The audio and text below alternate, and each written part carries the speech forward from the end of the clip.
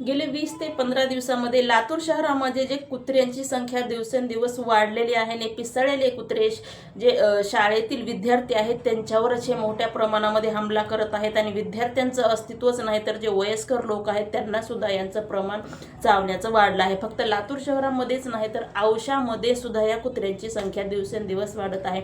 लातूर शहराचे जे मनपा आयुक्त आहेत त्यांना विनंत्या करून करून कंटाळा आहे। त्यांनी झोपेचं जे सोंग घेतलं आहे ते आयुक्त जागे होत नाहीत आणि सोंग घेऊन झोपणाऱ्या व्यक्तीला जाग करणं हे अवघड आहे। म्हणून लातूर शहराचे आमदार अमित भैया देशमुख साहेब आणि खासदार साहेब यांना माझी विनंती आहे की लातूर शहराचं नियंत्रण हे तुमच्याकडे आहे। तर लातूर शहरातील जनतेवर होणारा अन्याय अत्याचार थांबवणं तुमचं कर्तव्य आहे। बालकांचं अस्तित्व कुत्र्यामुळे धोक्यात आलेलं आहे।